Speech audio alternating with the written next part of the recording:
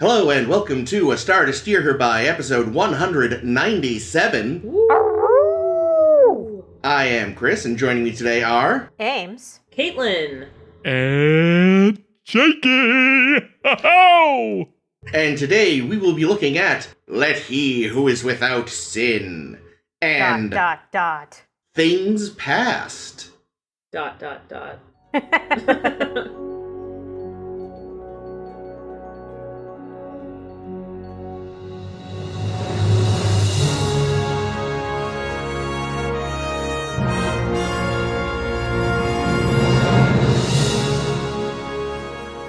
First up, in Let He Who Is Without Sin, Dax decides it would be a good idea to drag her stick-in-the-mud boyfriend to Risa. Good and plan. He's in a mood, even for him.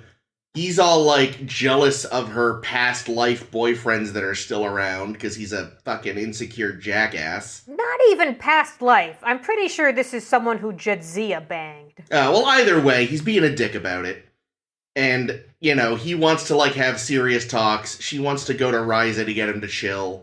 And then Bashir and Lita, show up and are like, hey, can we, hitch a ride? We promise you won't see us because we will be doing all the fucking. And Worf is all, and Jadzia's like, oh, it's just a car ride. We won't see them.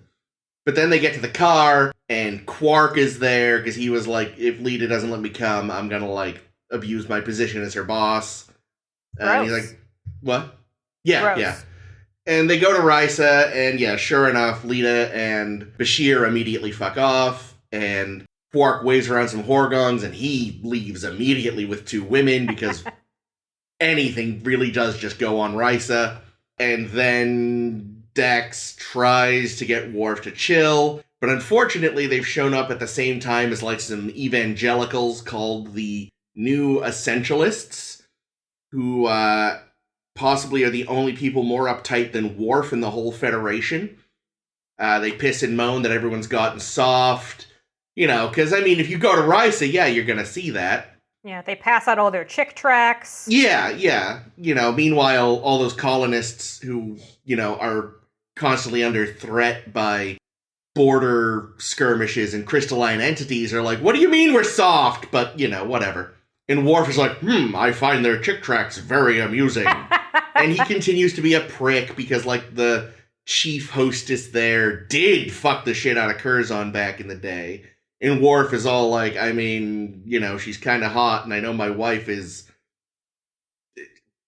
at least bisexual, if not pansexual. Girlfriend, whatever. He thinks she's his fucking wife. Yeah, he plowed her, therefore they're married. Yeah. I'm just saying, they're technically not yet. No, I know. So he continues to be a stick in the mud. That was a big discussion point this week. God damn it. We have much to discuss. He tries to get all up in Lita and Bashir's business because he sees both of them fooling around with other people. But it turns out because the Bajorans... clutching the fuck out of his pearls, my god. Yeah. Because Bajorans have a ceremony for everything, they are going through the Bajoran rite of a good breakup. I can't imagine the bad breakups go like this. So they get to fuck around with other people and each other, and then they break a plate. And Quark's like, that's it? And then she's like, I kind of have the hots for Rom. And right. Quark is like, wow, and then we I pity you. all throw up in our mouths. Yeah. And Quark is like, I pity you, Bashir, and this is the lowest point in Bashir's life. Meanwhile, Worf helps the evangelicals break into the weather control system to make it rain for a couple of days, and everyone Was gets it the sign of LaForge? Let's go with yes! Yay! And they get really mopey. And then Worf's like, well done, you made your point, and I've ruined my girlfriend's vacation because I'm in a mood. And then Dax is like, why are you such a prick? And he's like, well, I used to enjoy myself. Then I killed a boy while playing soccer because I was enjoying myself. And Dax goes, wow, you really should have been in therapy for this for years. Where's Troy? Yeah. Meanwhile, the evangelicals are like, Worf left us this thing that's linked up to the planetary control systems. Let's turn off the stuff that keeps the earthquakes from happening. And then Worf shows up and is like, what the fuck? And, lifts the chief up and flings him into a wall. And is like, I'm slightly more chilled out now, only not really. And then him and Dax go skinny dipping. And there are no consequences for Worf. As usual. Jesus, Yeah. even though he went full terrorist. Dude, full terrorist. He went full incel. Yeah. He was like, oh, girls don't like me. I want a trad girl. Where's my pretty trad girl who wears fucking high turtlenecks? I'm gonna commit terrorism. So What the fuck? Worf? Yeah, where the fuck did that idea come How from? are they still together after this? Yeah. How is Jadzia, 2 dicks, like, that's why. even Jadzia, she knows lots of fucking Klingons. She could find another double-dicked Klingon if that was all it was. I don't know what the fuck is wrong with Jadzia. Like, I had very little respect for her in the beginning. I've gained some respect. Now I'm like, really? Because your boyfriend had a bad childhood, you're like, oh, it's totally fine that you committed eco-terrorism on a paradise planet while we were trying to have a nice vacation. You fucking jerk. Yeah, Yeah. and treated her like shit, But- too. And Very treated much her so. like shit! And and it's property. so obvious, even from the start of this episode at least, that they're just a terrible couple. yeah, no, clearly all they have going for them is sex. It Yeah. was way better when we were like, are they gonna? Are they gonna? Like, of course we knew they were gonna. But, like, that was much more fun. Now it's like, Well, that's he like thinks he owns her, and she's just like, nah, bitch. yeah, I mean that's the oldest problem in the book for television though, is like once the are they gonna passes and they do, you're like, All right, now what? yeah. Yeah, but this We had, have to make I sure there's felt like, conflict. Yeah. I just felt like this had potential. Did and I mean, you? I guess it did have potential. Wait, but this that episode or the potential was relationship? terrible. Oh, no, the relationship. Okay, The yeah, 'cause episode... this episode, no. Well, See, I'll here's be the thing. honest. I was kind of excited to have it be like, hey, we're going to have sexy fun times on Risa. But then the Westboro Baptist Church was there, and I was like, well, that's less cool. And then for Worf to be like, you know what? I'm going to double down and up the ante on that. I'm going to read the chick tracts, and I'm going to help them burn the gays. Like, what the fuck is wrong with you, Worf? Stop. I will say this. At least, finally, in Star Trek, in a relationship, instead of, like, making the woman irrational or unreasonable, it's the man this time. Mm. So Like, remember a couple Worf of weeks is ago... clearly the bad guy here. Yeah, remember Yeah, a I couple of would weeks say. ago when I was telling you guys, oh yeah, we haven't hit the worst episode according to, at least IMDb, if not whatever else. Is that It's this one? Okay, Yeah. so here's the thing. I don't think this is the worst episode we've seen. I mean, No. it's not It is good. pretty bad, though. It's not good, but at least it's interesting, and there's I like a don't think it's discussion to be interesting. had, and there's What's the discussion to be had? that incels That Worf is a and bad man? that Worf is an incel. Yeah, but I why will is say. this... Go ahead. Why is this Star Trek, is my question. There Because is it's no on plot. Risa. There's Yeah, no it's plot. so bad. Well, we Like- get a lot of character, like a lot of important character drops. For one, we know that Curzon was fucked to death Good. Which I like is that detail. fucking awesome. by Vanessa Williams, which, that's not bad. What were you telling? Chris told me something really good last night when we were watching the episode. What was it? Oh, yeah, you said? this wasn't something I noticed, but someone else did, and I read it online ages ago, and I've been keeping it in my back pocket till we got here. If you flash back to the scene, because technically he was fucked to death, but he didn't die on Risa. Or at the Oh. very least, he didn't die in her bed. Because he was still alive when they did the transfer of the pork loin based on a flashback Dax had. And while he is on the table waiting for the transfer, he has the biggest smile on. So... And at the time, you're like, oh, it's because his trill is moving on, and that's a happy time, right? No, this it why. is... I died the way I totally wanted to. I died the See, way I lived. I'm imagining now, though, By that snoo snoo. what we didn't Yes. see in that scene was, That he was still erect. No, she was actually there. You didn't see her. She was off screen, but she had her hand and she was jerking him off No. while they were transferring it. Yeah, she gives That's- a line toward the end. It was in his will. His It's like That's what he life wanted. support, right? For Curzon. Wow. If- As long as he's getting stroked off, he's alive. But as soon as that ends, that's it. Keel's over. Yeah, Arendis gives a line toward the end saying, I never got a chance to say goodbye to Curzon. And my thought was, oh, yes, you did. Oh, yes, you did. You gave him his preferred goodbye. The big goodbye. Oh, there we go. Yeah, So- there's the Vulcan hello, and then there's the Trill goodbye. So what I found extra ridiculous about this, and I tried to find out when the other episode aired to see which came first, but Worf's Worf's origins of why he's such a hard ass story is very, very similar to King of the Hill. There's an episode where they address why doesn't Hank allow himself to be happy? And it boils down to he was in an important football game and he made a major score. I think he won I don't quite remember, it's been years. And he, celebrated, danced around, he was very, very happy. And then right after that, he, fucked up his ankle and ruined his career. And he felt like it was some sort of, karmic punishment for allowing himself too much happiness. So now, in my mind, Worf is just Hank Hill. Yeah, except they upped the ante here. Well, yeah, Worf kills a kid. Yeah. Yes. Does that make Bobby Alexander? Bobby is so much better than Alexander. Plus, yeah, when they're talking about, we're going to go to Risa, even though Worf wanted to go to Earth. I'm like, no, Yeah. go to Risa. Alexander's not there. Yeah. Yeah, and I know. Okay, now, and I do not want to diminish how awful Worf is. Oh, he's so bad. But I did feel like the pressure to go to Risa. He clearly did not want to go on this vacation. Yeah, I mean, I will agree. It's you gotta, I get that she's trying to get him to chill, but you gotta ease him into Risa. You gotta go to Disney World first. Exactly. Get the motherfucker onto a roller coaster. Try to get him to say "we" for the first time in his life. Mm-hmm. Yeah, I feel like, I don't know why Jadzia was so insistent on pressuring him to go on this, on to Risa, but not a great idea. She wanted to get him in that swimsuit. Oh. Who can blame her? I liked her bathing suit. It was a very pretty color. I was kind of bored by the costuming in this. Yeah? A lot of it was very I agree. I liked hers because it had that almost it wasn't actually pearlescent, but they managed to kind of fake it.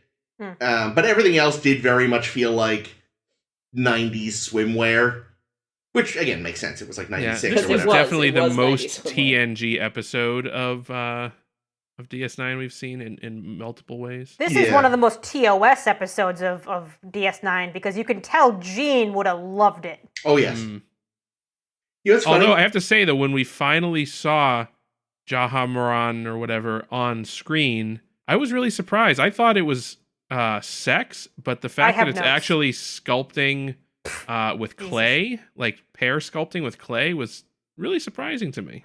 Yeah, I guess they had a lot of trouble with this episode, and the writers say that one of the things that this episode specifically suffered for was that they wanted it to be way, way, way more sexy. But you can't do that when sometimes your show is shown in a slot at 5 p.m. in Children Watch. So that meant that they couldn't do a lot of skin. They couldn't do a lot of sexy stuff. I think they stopped at Bashir kisses a woman, that kind of a thing. And they had to redo a scene with Chase Masterson because the scene where she's getting kind of a weird little tickle massage, yeah, which was dumb, was originally shot as she's full on naked in a tub with a guy. And which is why it makes sense why Worf is staring what the actual fuck am I looking at? It does explain a lot, yeah. And they redid that scene when they're like, oh God, we can't put this on television. This is way too sexy. Yum, yum. Yeah. Ugh. I will say, because a while ago, to make our end of season discussions easier, I start a running tally as early as possible about candidates for worst and best episodes for a season. And this was the episode that got me to start the list. And it is definitely a candidate for worst. Yeah. Still not worse than Old Man Bashir, though. No. Yeah, no, or Fascination. that's going to be really hard to top. If wishes were horses. But the thing is, there are a lot of episodes, because, I know this is the worst one on IMDb, which I think is, whatever. But there are episodes that are bad, but there's an idea in them somewhere. Yeah. That you're I see what they were going for. They executed it shittily. Yeah. But this one, I don't know what the fuck. The idea was just, let's be sexy. But then they can't be sexy because of children. You just kind of feel like, why would you even bother at that point? Exactly. Though? You know what I mean? It's like, if you can't be sexy, you can only be stupid sexy. What's the point? Yeah, it's why go to Risa? Why have this episode? And here's why they had this episode. So the writers were like, okay, let's do a sexy thing because we need something fun for after Trials and Tribulations. Let's try to channel Eugene O'Neill's play A Moon for the Misbegotten. Okay. It was the last play he wrote before he stopped writing because, his health was deteriorating like crazy. Because he thought, someday someone's going to use this as a framework for an awful Star Trek episode. Exactly, that's what I would do. I want to give them less material. Yeah, it's more or less a sequel to Long Day's Journey into Night. Oh no, that does not need a sequel. No, and this one, it wasn't. Like, I read it this week. It's not good. I was gonna start watching it because there's a video of it on YouTube I found. That's even worse because it's all Irish accents, and I'm like, okay, I can't. I fucking can't with this. I read it. I have no idea how this actually channels into this episode because the play is just about a woman and her father who live on a farm. Their landlord comes over and they joke around for a while, and the landlord ends up saying, "Oh yeah, we'll see about if we ever sell your farm to the neighbors because the neighbors are rich." And they realize, oh no, if we don't want him to sell the farm to the neighbors, the daughter should seduce him and use her sexy wiles on him, and then we'll catch him in the act of being in bed with her, and then he'll not sell the farm. Done. Wow. And then the play goes off the rails. I didn't care for it. Was Worf trying to buy a farm? I missed that. I saw that. I think that was in there. Yeah. What the fuck? But yeah, I think it was just, oh yeah, we want sexuality and alcoholism run amok. Hey, Risa! I mean, alcoholism run amok is definitely Eugene O'Neill's oeuvre. I'll give you that. I fucking love Long Day's Journey into Night, but that was very well self-contained. Did not need a pseudo sequel with weird. Yeah, this one was pretty repetitive. It's like every line. It's I have something to tell you, but I'm not going to tell you. Oh, what was the thing you're going to tell me? I'm not going to tell you for like pages and pages on end. Sounds great. Was that what they meant? Tell lies for the inspiration? Like Worf was clammed up for so much of it, and then he finally admitted, "I murdered someone with my big pointy head." How do you head a soccer ball with that head? Yes, without it deflating. Seriously, stuck to your head. Clearly, the soccer ball was made of sterner stuff than the kid he murdered. It's like when the rhino tries to head the soccer ball in Bedknobs and Broomsticks. Nobody's seen that movie. I'm just kidding. Some people have, but I've not many. It means well. Yeah, plus Bashir was kind of gross again this episode. Yeah. With his why do you think I chase after her so much? Or yeah. I chased after her so much. And Jadzia was right there. Well, I do and appreciate... she's like, stop talking about me like I'm not here, you fucking jerks. That's the difference between first season Jadzia and fifth season Jadzia. Yeah, I do appreciate that, at least. That she was like, hey, fuck wits. I'm young. No one can see that gesture. Yeah, I realized as soon as I did it. I was like, wait a minute. But yeah, so that was not... I've seen, again, terrible, but at least, she asserted herself, so that's an improvement. Yeah, and the whole Bajoran rite of separation was entirely unnecessary. Again... Well... What happens when it's a bad breakup? Who cares? They filmed the rite of separation and put it on the internet. That's the difference. How could there be a worse breakup?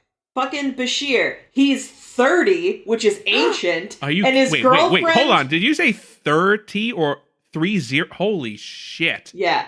Oh my god. How is he even alive at that age? He's ancient, and his girlfriend is ditching him for Rom. And he didn't win that award. He should basically just... It's over. It's over that's the end for that Julian Bashir. Time to move into a home and adopt a few dozen cats. No, wait, that's my plan. And Data's. Can we talk about the little dumb show that the fundies put on where they storm their little dinner party and tip over the buffet table? What the fuck is going on? You would be totally helpless. Ha ha. Yeah, except you're people who we invited to Risa because you're people. We don't just You are invite the unprepared. Jem'Hadar here. If the Dominion invades, all your dinners will be ruined. All of them! Here's what I don't get. They're like, you've grown soft. When you're in danger, you call on Starfleet. It's like, who are they supposed to call on? Ghostbusters. As far as I... Yeah, saves! Also, I don't think anybody on Risa could be accused of being soft, if you know what I mean. Pretty sure it's But like, he's like, hard dick all day. that they are who you call on if you're in the Federation and you need help. They are, like, equal parts military and Red Cross. Like, what is this idiot? And again, like, yeah, of course, if you stay near the core and Risa and whatever, it's going to feel like everyone's soft. Ben even talked about, things are easier when you're in Eden, but it's like... It's literally a vacation spot, though. People don't go to Walt Disney and, like, storm the fucking walls and be like, oh, yeah, you thought it was all fun and games at the Magic Kingdom, did ya? Well, what if terrorists showed up? I'd like to see this smug prick... Holy shit! And his smug prick friends go to some, go to one of those fucking Cardassian border worlds before the bad treaty and be like, you're all soft! And see how quickly they got beaten to death by angry farmers. Yeah. Although I like Caitlin's Disney analogy. Well, because and now I'm actually wondering how right. that is not already a Die Hard film. You Well, even said though the planet. it was basically their whole thing is Epcot, except that the Mickey Mouse is a Horgon a now. 3-story tall Horgon, Horgon, yeah. which is amazing.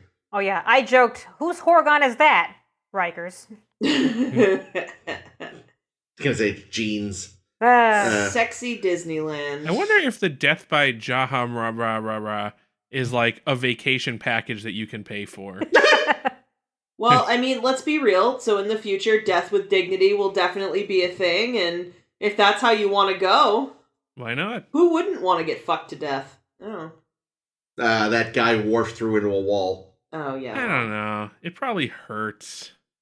Okay, here's Yeah. a After a question while. that I wrote down and had very Caitlin vibes when I was writing this down. Do Klingons need to use both hands to masturbate? I mean, have to? No. But, I guess you could kind of like... yeah, you could probably get, if you had one big hand, you could probably get it around both. But I feel like... It depends on if they're stacked Actually, or trick side by question. side. Of course you do. You still have to play with the balls. Yeah, Jesus. Just saying. good point. Could you just do one at a time? Yeah, I think you probably could. I don't know, why not? But actually, it's a good question, though. Like, if you jerked one off to completion, would the other one still be hard? Can we get in touch with that man with 2 functioning dicks? Probably not. I don't think it would, honestly. Because remember, the Klingons have 2 of everything for redundancy. That's true, you're right. So there's really no reason for them to have like, a separate system for getting off. But I bet that it's some kind of Klingon thing to try to do both at once. Oh yeah. It's probably contests. I mean, you might say it's after the a Batleth contest. They're like, all right, time to wind down. Sword. Dicks. Edging. Yeah, it really- also good. That's Jake. You're funny. You're a funny man. I try. Yeah, it does feel like the whole point of this episode was just if somebody went, can we finally figure out why Worf is not good at enjoying himself like other Klingons? And we did just this have was that. the result. We did just find out that some shit went down to make them not look like TOS Klingons. Let's just keep riding this. We don't talk about finding it. stuff out about Klingons wave. Yeah. We also needed to make sure Bashir and Lita were broken up. Yeah. I mean, honestly, I'm glad. They're a terrible mix. Here's the thing, Lita's fucking annoying. They've barely shown them together anyway, so I forgot about them entirely. I kind of figured they'd probably already broken up, like, oh, okay. Yeah, because Lita feel got like- sick of hearing Bashir being like, yes, I used to chase after Jadzia. Did I tell you how And I feel like Bashir just doesn't really do long-term relationships. Doesn't feel like it, no. No, because he's like a James Bond role player at heart. Yeah. He just likes to bang heaps of bitches. Yeah. Yeah, so Siddig also says, like, he wasn't a fan of his acting in this episode because his mind was very much elsewhere. Because the day before his scene with Lita, Nana had given birth to their son, Django. Their kid's name is Django? Mm-hmm. What? Spelled how? DJANGO, I believe. What the fuck? They named their kid after fucking Django? Django Reinhardt, the jazz musician. Oh, actually, that might be it. Oh, I was thinking Django the cowboy. So was I. Well, I don't know. I don't know who that is. I'm just thinking of Django's that I know of. The only ones I know are Fett, maybe Boba Fett's dad? No, this was in 1996, so that was... I know. Also, well, Django doesn't have a D, does it? Yeah, no, it doesn't. I know. It does. But yeah, no, yeah, there's Django Reinhardt, the guitarist. Excuse me, Jake. Actually, it was the 1990s, and there's no D in Django Fett's name. But yeah, no, you're right. There's Django Reinhardt, and, but yes, also Django. Django Reinhardt? Yeah. Now I'm picturing Cowboy Reinhardt in Overwatch, which is also a little bit disturbing. Ooh. Yeehaw! And yes, the spaghetti western Django at that point, because obviously it's far too early to be Django Unchained. Yeah, I knew it wasn't Django yeah, Unchained. Yeah, but that's why Nana is not in this episode, obviously. But they do make a reference early in the episode about how they want to name the baby, the O'Brien baby. Oh yeah, Sean. And they say that's a Bajoran word for swamp. Mm-hmm. Which I say I don't see the problem. That seems very appropriate for a baby. Swamp O'Brien. Also, they're not Bajoran, right? Like, who gives a fuck? Well, they see a lot of Bajorans, and when you're like, "Hey, this is Sean," they're gonna snicker. Yeah. Like how we used to snicker at Spock's name, even though no one ever told us why. Yeah, terrible episode. Yep. 3 out of 10. Pretty dumb. That much? No plot. Yeah, I'd give it 3. Ugh.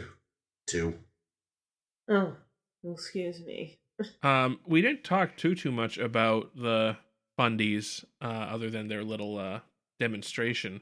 Do we think we'll see these people again? No, never. Of course not. I hope not. Why would we? Bunch of bitch boys. They're already terrible.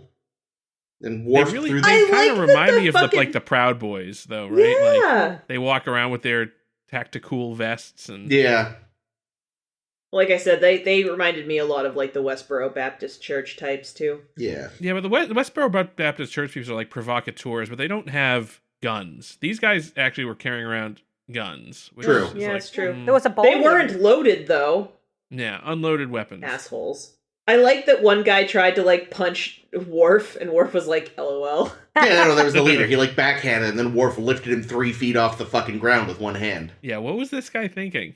He wasn't. You know that he killed a kid with that head, right? I was the captain of my soccer team. Do you think your fist will succeed where that kid's entire head failed? Being fair, it wasn't his head. It was his neck. Oh, right. Yeah, as we were watching this, we were both having like totally different reactions because I was like, "Oh my god, did he kill a guy?" And Chris was like, "No, he probably knocked him out." And then Worf's like, "I broke his neck," and we were both like, "Oh god!" I'm imagining like the home video of this soccer game. No, but it's not going to be anything like what Worf claimed. You just see like little Worf running up to this kid, and he like grabs him and twists his neck. And he's like, "Ah!" Picks up the soccer ball with his hands and throws it in the goal. He actually throws it into the goalie with such force, the goalie grabs it and just gets knocked into the net. And also dies. Yeah. Dies. Isn't it sad that in the 24th century, kids are still playing soccer? Oh, no, why would that be bad? Oh, I don't know. I'm just kidding. Well, only on some rinky-dink planet. Well, no, remember, they still have the World Cup, apparently. Yeah, true. It's like the only 20th century sport to survive into the future because baseball's That's right. And gone. like it's not because we've already gotten rid of baseball more or less. You know, it's a niche thing. How does that survive at all? Well, because it's like renowned. Hugely popular. I mean, that's like all across the world. Like if everyone's like, "Oh man, baseball's boring," and it is. Yeah, soccer's just as boring. Oh, yeah. Not when Worf plays. Soccer's less boring than baseball, in my opinion. Yeah, well, okay, maybe. But the other thing, I hope at least they fix the fucking clock. Because god damn it, soccer. You've with been the off fucking about the clock before, Jake. We don't need I another know, clock and rant. it needs to be mentioned again. I bet you that kid would still be alive if there was a proper clock. That incident probably happened during Their during weird the extra bonus time. Yeah, the fucking extra time. God damn it. At minute 94 of the children's soccer game, Worf murdered a boy. That's But the won the announcer's game. voice. Yeah, I like that he's like, when I turned to call that kid a bitch for not getting the ball before me, he was dead. Oh, God, Worf. His twitching corpse. I mean, the good thing I took is... a piss on it with both my dicks. The good thing is... I was removed from the team after that. No, see, the good thing is, though, because it is clearly an all-Russian colony, like, they just kind of shrugged and accepted. It's like, he's life. Children killed sometimes. Oh, God. Very bleak. Oh, well. Oh, my God. What got all round? Yeah, You the think last the thing I colony- wanted... No, you finish up. No, well, mine is pointless. I was kidding. That colony was founded by Chekhov No. before he retired. No. No, it was a little old lady in Leningrad. Yeah. Yeah, Nailed it. last thing I was going to bring up. So this was directed by Renee Aubergenois. I'm so sorry, Renee.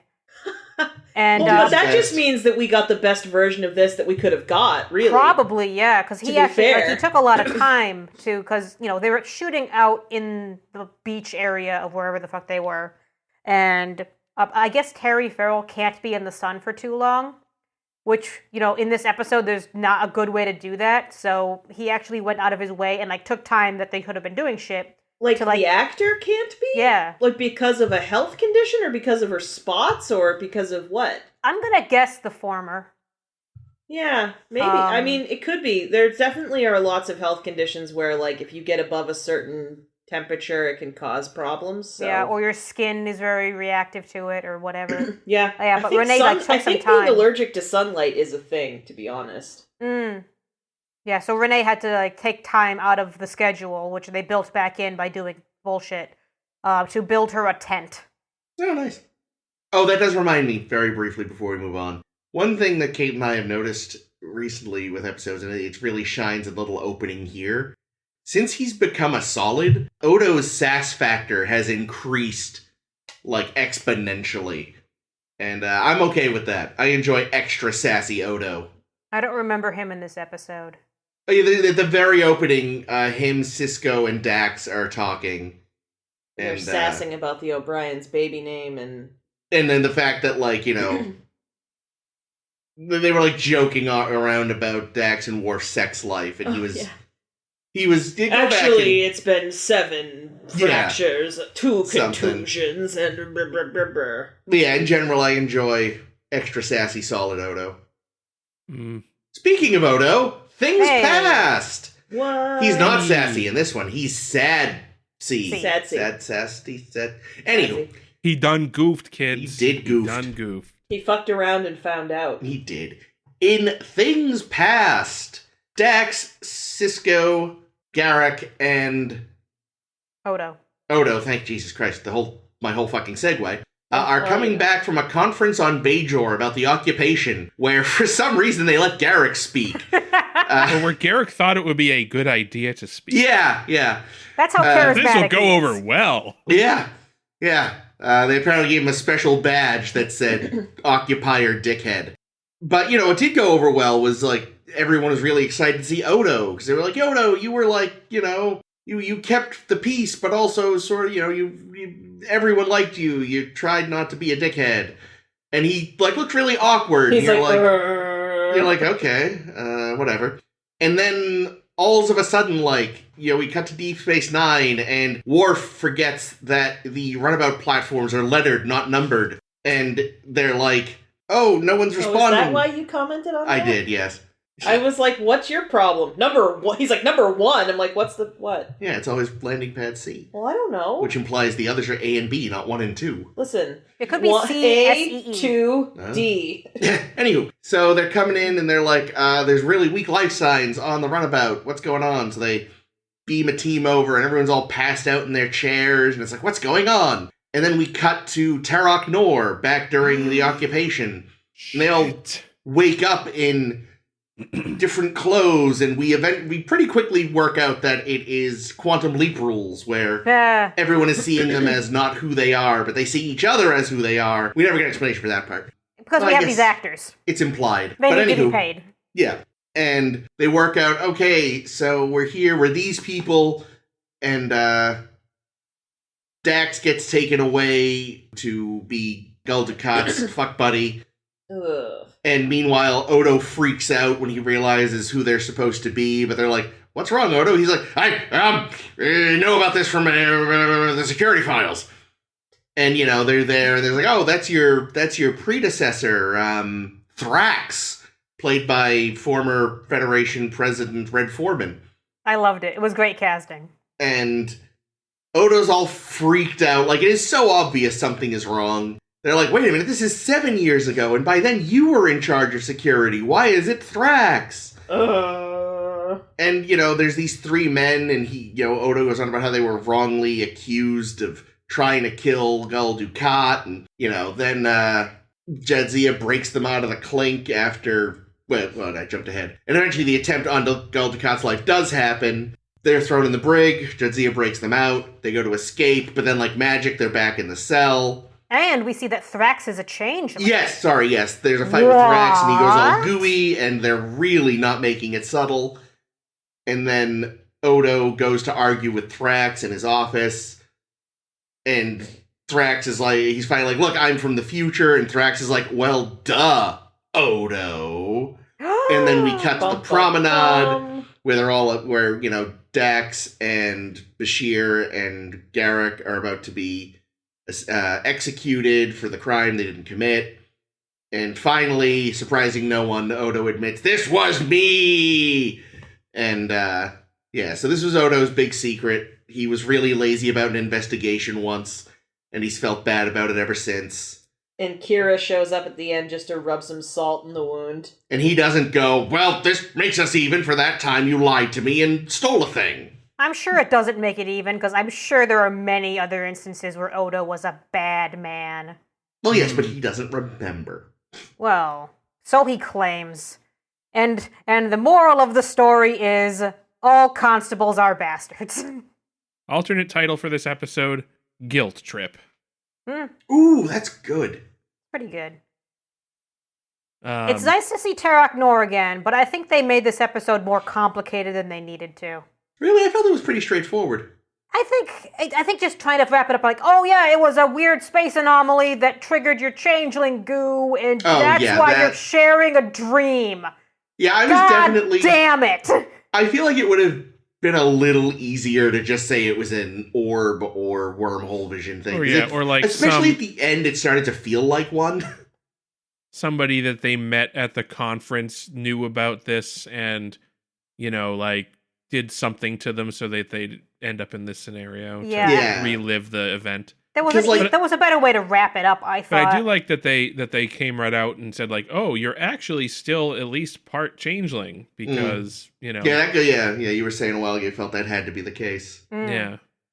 But, yeah, like, that's the one thing. Because, again, especially towards the end, the way they were shooting it, it even felt more like a wormhole or orb vision. And, like, up until this point, everything to do with the shared knowledge of the Great Link always seemed to be the implication was it's because they were sharing bodies, you know?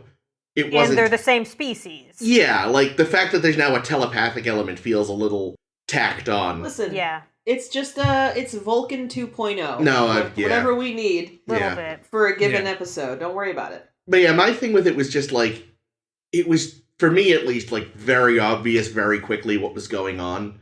Like, all right, it's not really Thrax. That's Odo. Yeah. This is, somehow he's... Even though he's not aware of it, he's somehow driving what's going on and has replaced himself with his predecessor. And let's get to it. Well, to be fair, you've seen the episode before. I mean, but I really didn't remember this one very well. Yeah, and as much as I love to see... No, go ahead. Sorry, go ahead. No, you go ahead. I was just gonna say, for me, it was obvious that this was like a Odo has a bad secret. Yeah. But it took me a while to catch on to what it was, because I'm a dipshit. But yeah. And once I got it, and I was pissed. I was like, damn it, 2020. I knew as soon as they showed Red Foreman talking to Quark that it was something was wrong because he didn't call Quark a dumbass. Or threatened to shove his boot up his ass. Yep. Or make him wear his ass for a hat. Yeah, and that's the thing. Like, I like. Well, he already has an ass hat. That's true. And as much as I like Thrax kind of as a character, mainly because I like Red Foreman as a character, and he's fun.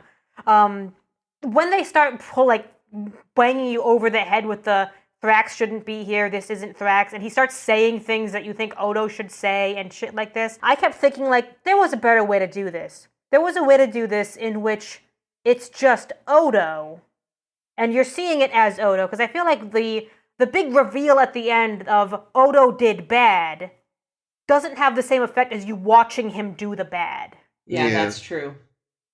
I think you're right. Although I did like that in that final scene in the vision, it switches and we see that it is Odo that's there at the execution. The switch is interesting, and I don't know. I think it continues to distance us from us realizing that Odo is a bad man and did some bad, horrible things, because it's still not the Odo that we're looking at. It's not the Odo that we've seen this whole episode long. It's just a not Thrax anymore. Yeah, I see what you're saying, and it's true that it is diminished somewhat. That it is, if the point of the episode is to show one of our heroes in a negative light, the last episode did a much better job of that. Fair. No, and I know, like, the big reveal is we learn, it was Odo that accidentally got these people killed. I wonder if the reveal could have been something more like Odo is in this flashback dream, whatever the fuck this thing is, that's entirely still unclear. If he went back and realized, I think I can save them, I think I can undo it, and then it just not being undoable, and trying to convince the others, like, no, you didn't die. We're going to make sure that you don't die, and this is how it happened. And then you realize, oh, no, it happened that he killed them. I mean, he did sort of do that when he was trying to negotiate with Thrax and, like, explain, like, here's all the things you need to do to prove our innocence. Yeah. But then, once they get transported back into the cell, you're like, oh. Yeah, no, this is not time travel. This is mindfuck. Yeah. Yeah, I think that was Go ahead. No, you first. Okay.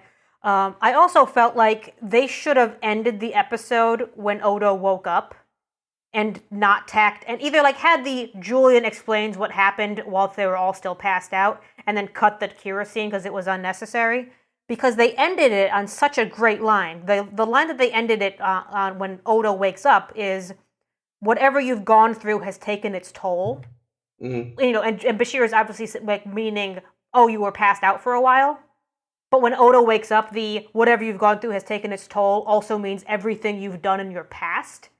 And if they had ended the show right there, it would have been. I would have felt like it was a much more meaningful line. Mm. Yeah. Because otherwise, it's glossed over. On to the next scene. Rawr. At the same time, it's tricky because at the same time, I feel like it's maybe important that there is some acknowledgement between him and Kira of the situation. Disagree. Unnecessary. Why? I want to disagree on the point about it not being Thrax, because actually, now that I'm thinking about it, I do think there is an important aspect of this episode that would have been lost if it had been Odo all along, and the rest of the crew knew that it was Odo, and that is the fact that Odo is actively trying to conceal it throughout the episode that it was him. Yeah. Like he knows right away that, oh wait, this is a thing that happened to me. Like I was involved in this. But he just plays along with, oh yeah, Thrax, yeah, yeah, he's a bad guy. No, that's why I say the thing Odo should be concealing is that he knows the fate. Yeah, see, I like that it's an embarrassing part of his history that he does not want his friends to know about, and especially Kira. Yeah. So I actually do think it's somewhat important that it was Thrax, and I think it adds an element that we have that confrontation with Kira at the end, because it really, I think the difference is, Ames, you're looking at this episode in one way, and the writers were looking at it in a different way, and the way they were looking at it is this is about Odo losing face And we all know how important his face is to him. Gross. Very smooth. And how do you think I'm looking at it? I don't know. I'd like to know more. There isn't much more. No, I'm looking at it from a writer's point of view, which is where you end the story should, like, literally the last line of your story should be the thing that sums up your story. And when the last line of your story is Odo telling Kira, yeah, I don't know if there was more times of me doing this. Nah. I think it's actually, like, says something interesting about the character, though, right? Because he was just kind of learning how to be a humanoid while he was being on Turek Nor and doing all this, right? Like, theoretically, his sense of morality was nowhere near completely defined by then. Like, even if this was just him being lazy and not giving a shit and just saying, well, if I can tie it up with a bow, it'll make things easier. Are you talking about 7 years ago Odo or present Odo? 7 years ago Odo. Okay. Because I feel like we've seen, I mean, just on Deep Space Nine, we've seen Odo learning more things, getting to know the solids more.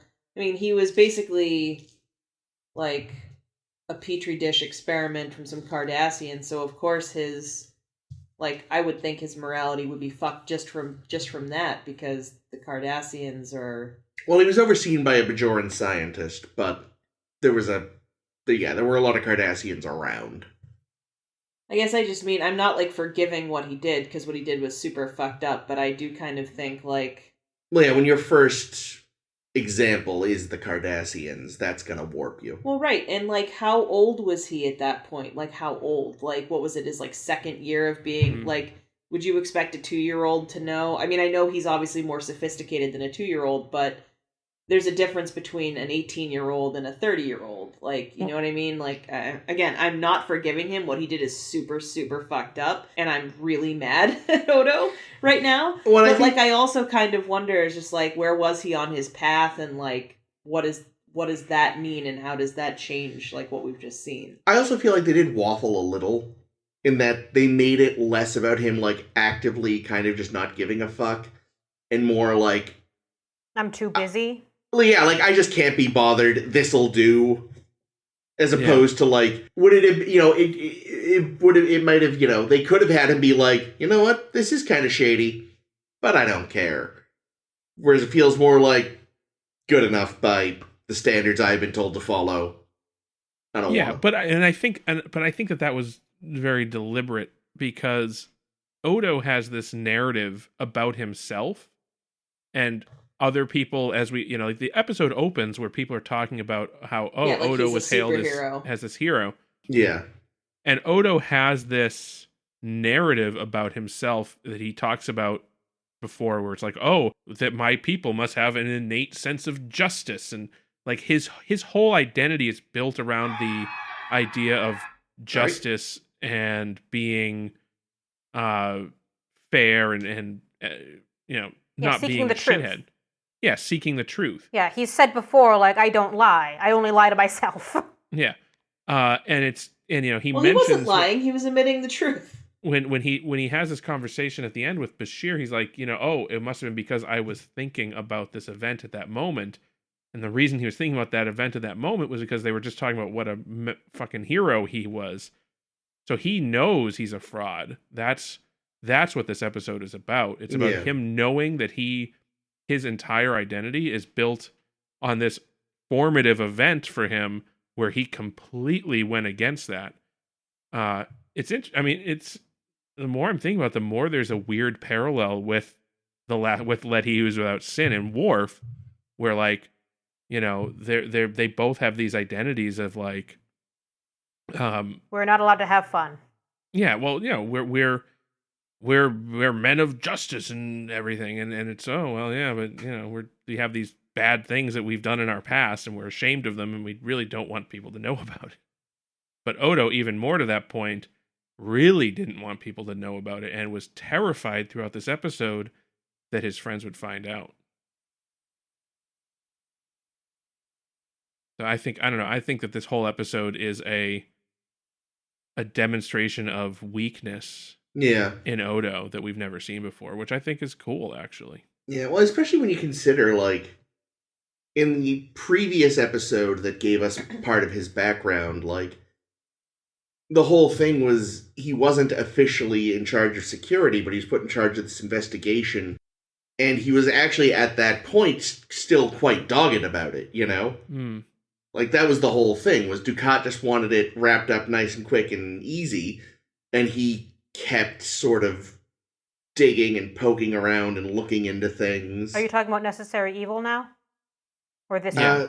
The one where the chemist Yeah. shop. Yeah, and Kira was a murderer. Yeah. Yeah. Yeah. Thank you, I couldn't think of the title. Yeah, that should have been the ending scene with Odo being like, well, now we're fucking even about that fucking chemist. That's what I bombing. said. No, Yeah. they can't be petty. Come on. No, I know. But yeah, like, it'd be interesting to kind of watch these back to back, just to kind of compare it, like, early days, timid Odo, and then, like, so what, who was still willing to really sit there and dig his heels in, versus, like, actually been security chief for a couple of years, kind of buying into the Cardassian line Odo, like... He might have just gotten, like, beaten down by... Yeah, like, he by faltered in there, which is interesting, being and, official and, like, kind of there's went to his even head. that moment at the end where, Kira's like, promise me that this is the only time it happened. And he's like, I can't promise that. Yeah, because he doesn't know. Because he doesn't know, and he this probably isn't the only incident. It's just the only one where he realized it. Yeah. This Like, happened to be the one he was thinking about on the runabout. Yeah, Odo, fallen hero. I mean, I think I come out of these two more still like feeling like they've done more damage to Worf than Odo. Well, the thing is, Well, I feel Odo like, was already a cop. Yeah, Odo, this isn't surprising. Odo, you kind of expect. There's some stuff, because Odo was the security chief at Terok Nor. Yeah. There is definitely some bad stuff in his past. Well, Yeah. Worf just, you think that he's going to be all, honorable and Klingon. And then you realize, oh no, he treats women like crap. Great. Right. Where this episode, I think, gives more depth to Odo's character and makes him more interesting. That he is without sin actually makes me dislike the Worf character. It doesn't make him more depth. It doesn't make him a more deep character, but it And there's no makes fucking him look petty and an asshole. There's no comeuppance for Worf.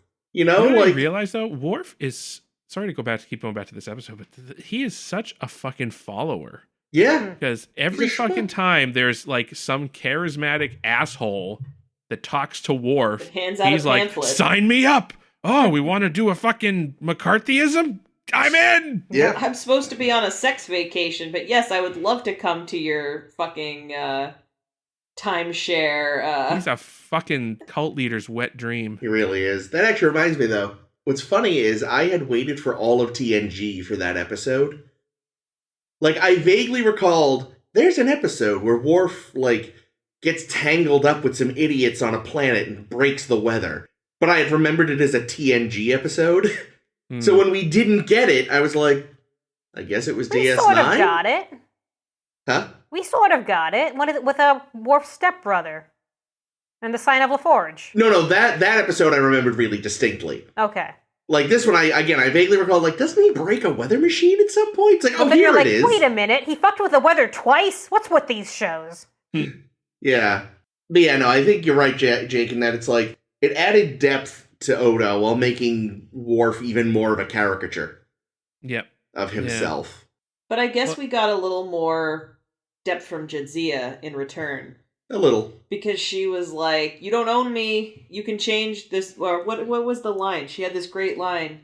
There are lots of things in life you can't change, and I'm one of them. Yeah. It was something like that, and I was like, I want that tattooed on my back. That's great. Thank you, Jadzia. The perfect thing. I don't know. So, okay, so in the real event that happened, 7 years Odo ago? says there were only 3 terrorists. Yeah. Was there a woman? Yeah, I was wondering Was if she- yeah, Jadzia was that- what's her name's mom. Who's mom? Whose mom? Oh no, it's too recent to have been her mom. Never mind. Gal Dukat's Zial's? love child. Zial, Oh. yeah, no. But yeah, way too recent. Never Well, mind. I was wondering if she was actually a character in the fantasy at all. Yeah, that's very unclear real what Jadzia was supposed to have been in the past. I mean, I think making this an just the Odo flavor of the specific week. vision. The scenes of her and Dukat sparring really don't make sense. Really make sense. No. Yeah, what I was getting out of her scenes was very much of the same kind of flavor as her role in Past Tense, where she's just kind of there to hang out with a guy who probably wants to bang her. And that's all she really does for most of the episode. I imagine her person must have existed only because if we assume that the way Odo saw it was really how it happened, like, the reason those three guys rushed to where they did was because a Bajoran woman was there who'd been injured. Yeah, that's probably true. Well, like, her breaking them out of jail didn't happen. Do we know that those people rushed to the place in the past at all? Yeah, because the reports had said they were in that area, but the guards lied and said they were strangling Dukat. And Odo even tells them, like, you know, you could see from the ballistics that it couldn't have come from where they came from, and da-da-da. So yeah, so it sounds like them rushing to the area was real. I don't see any proof. I mean, that's the only reason I assume that the only reason that they were arrested was because they were there. Yeah, that was the impression I was under. Well, I believe they were there. I don't know. I don't necessarily know that they rushed to the bodies. Well, then, so were they actually guilty? No. Like, what were they doing over the bodies? Or you're saying they weren't even arrested over the bodies? I think they were just on the promenade, and they were whoever the closest people were. I don't know. I don't know why. I don't see any evidence really one way or the other to say. Yeah, I kind of feel like we have to believe what Odo is giving us since he was there. Yeah, and Odo isn't giving us very much. Well, but he tells them, like, no, we have to get away from here. Like, he must know that them being over the bodies is what brings them to be taken in, because he's like, no, like, we literally can't be here right now. They're going to take us. I don't know. I think that, to me, is proof that that's how it happened, but I don't know. I think it's sad. What about Quark? And Quark? I was just about to talk about him. What a douchebag. I was going to say, you know, the worst part, though, is that 12-hour day with 2 5-minute breaks, probably still better than working for any Cardassian. Fair. You probably don't get any breaks, and Quark probably doesn't whip you. Yeah. Yeah, in a weird way, Quark is probably actually feeling like he's doing a good thing for these Bajorans. Yeah. And he probably is, because the alternative is the fucking ore refinery. Yeah. Like, yeah, he's obviously taking advantage of the situation hugely still, but I'm sure most Bajorans were like, yeah, fine, I'll go fucking clean tables. Yeah. So I'm still not entirely clear on what Terok Nor is. We know it's an ore refinery. Like, that's its function. Yeah. But the Bajorans that are there, are they prisoners? Are they is it maybe kind of like a gulag or like a ghetto or something? I don't know. Like, I could, like, it's because it seems like people do kind of come and go. Like, yeah. They could leave. Oh yeah, like they just said that the three Bajoran identities that the characters took had just gotten there 2 days ago or 3 days ago. Well, yeah, but couldn't they have just been rounded up and brought there? Yeah, and I guess when they talked to the resistance leader, they're like, "We need to get off the station." Like, that wasn't going to be super easy. Sounded like. Well, because you probably could get fake papers and shit. Yeah, but yeah, exactly. So apparently you can't just go to book a ticket back to Bajor. Or they just didn't have any money. Yeah, possible. Why not both? Yeah. Yeah, it's definitely a little vague as well what exactly, like, it does, I mean, again, maybe like you said, maybe it's a bit of both. Maybe some people that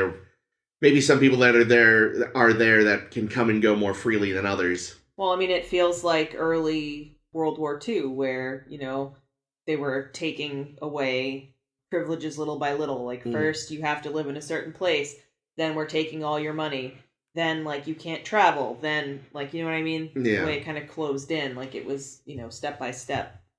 And I guess it kind of feels that way if they're having to, like, fake papers to try to get away from the spot they're in. I don't know. That's what I think of anyway. Yeah, I think, Gulag makes sense based on what we've seen of the place. Yeah. So do you think Dukat just had random, like if he was walking along the promenade and he saw a Bajoran woman who he liked, he would just have her brought to him. Yeah, that Absolutely. seems Probably, completely within his character. Ugh. Oh yeah, no, mainly so he can talk their ear off because he loves the sound of his own voice. God, he does. That was interesting. I thought that, like he didn't immediately go to the sexual assault. Dukat wants people to like him. He thinks he's a great guy. Dukat is the hero of his own story. Is a quote that I read somewhere, and he absolutely is. Like he thinks he's like this great guy, and I think he just wants to have more friends. But these people don't want to be his friends. Yeah, and he specifically wants the Bajorans to be his friends. Like he says to, they're like my children. Yeah. Like, ugh. They're like my children, and I want to fuck them. What the hell's wrong with you, Dukat?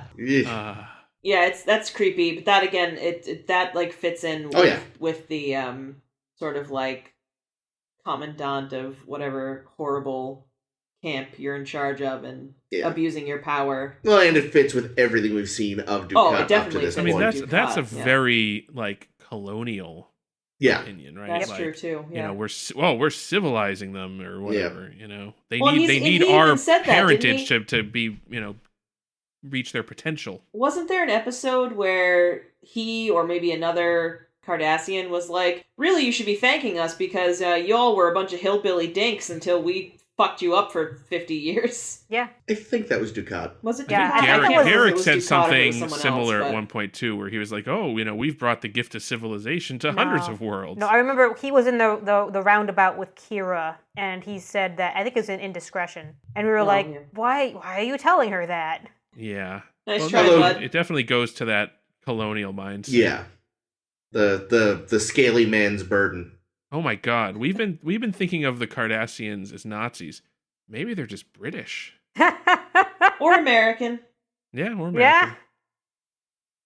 Yeah. Say, or like really any European power in the 19th century. Yeah, that's the thing. Like he's Christopher Columbus, that son of a bitch. We're gigantic fuck ups here, but ours is a little more based internally.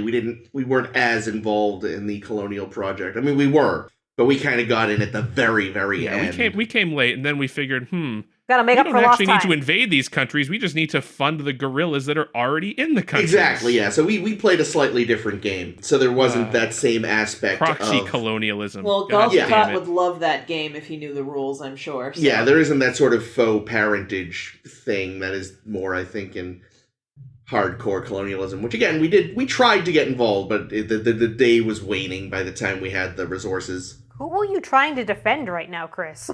Oh, no one. They're all awful. That's they're all terrible. I'm just saying our brand of terrible is kind of different. We had a different way of doing it. Yeah, no, our reprehensible actions are different than the colonial reprehensible actions. Right. The point is, we didn't take over half the world, but we found other ways to be fucking disgusting. In a way, it's almost worse because we try to pretend we don't do anything that we do. Oh, that's definitely the case, yes. Yeah. The Limeys at least were like, no, hello, kick down your door, plant a flag, hello, we're better than you. And we're just like, we're gonna give you money and hopefully you'll destroy South America on your own. Yeah. Okay, thanks.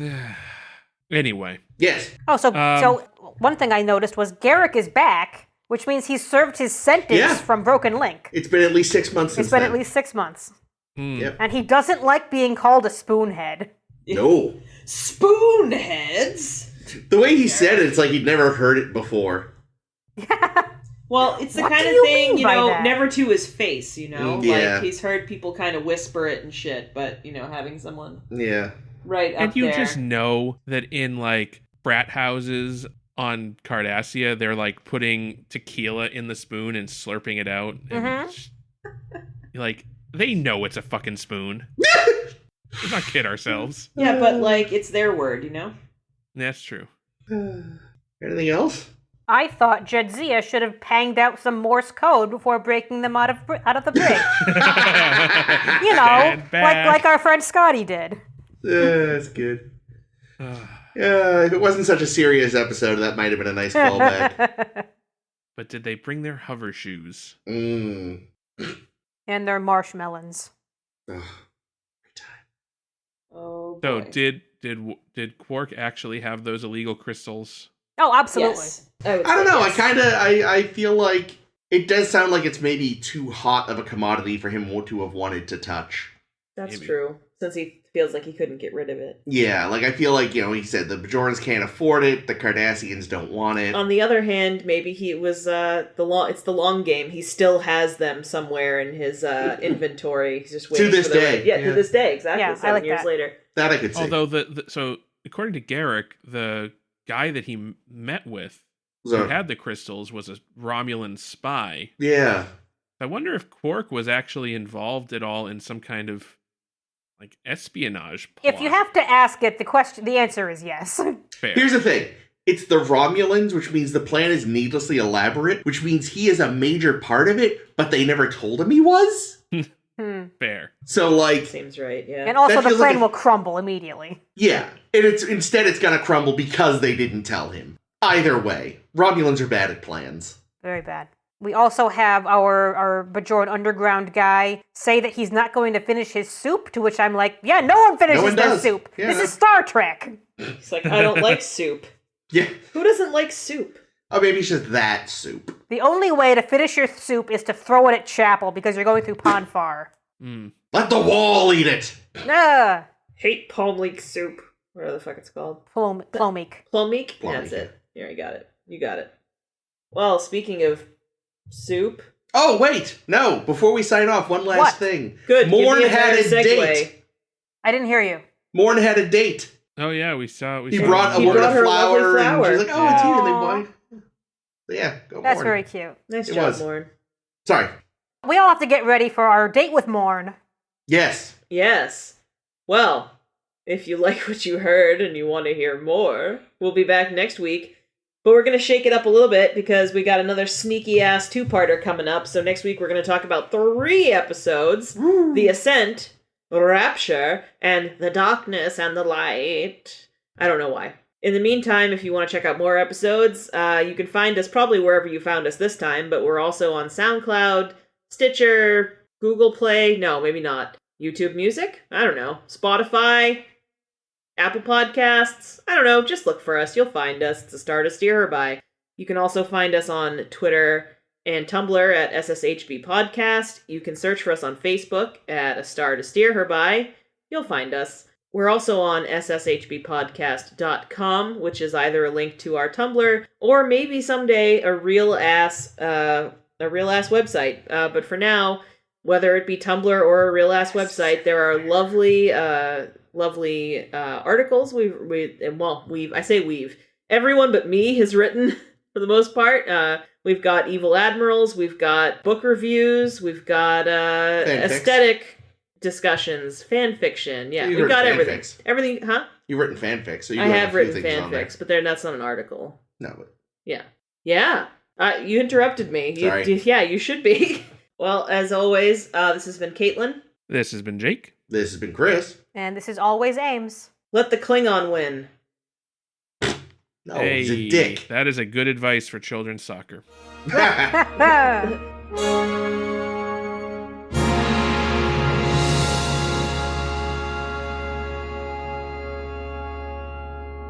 That sounded like a Borat line. That is a good advice for the children's soccer.